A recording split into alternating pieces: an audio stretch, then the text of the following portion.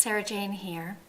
I'm speaking now on compassion, starting with a set of 4 qualities to which it belongs.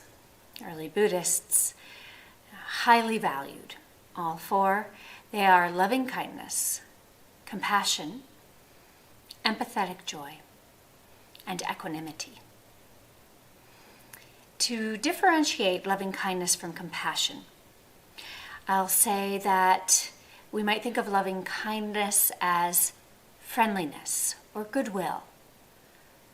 And compassion is the naturally arising feeling when we already have goodwill and suffering is present.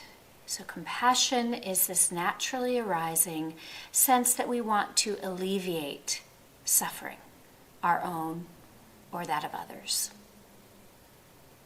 You might think of compassion as empathy plus action. There is an active component to compassion. I've heard it called a quivering of the heart, which captures that sense of movement and energy.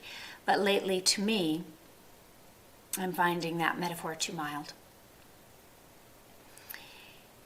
Here in the States, suffering that has been borne for a long time by marginalized groups is being more clearly revealed to those who have had the privilege of not noticing. For all of us to meet this moment of suffering, to meet actually the suffering that's been going on a long time, compassion has to be more than a quiver of the heart. It must be a roar of multitudes.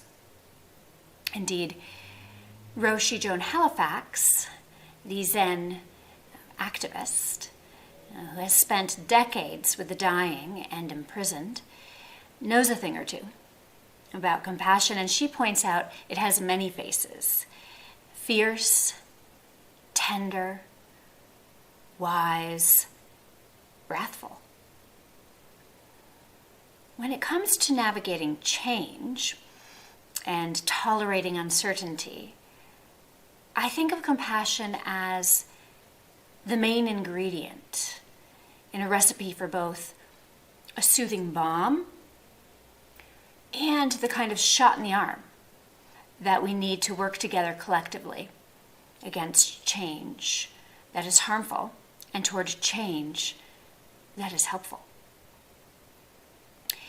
In the next video, we will meditate together. We will be enacting self-compassion.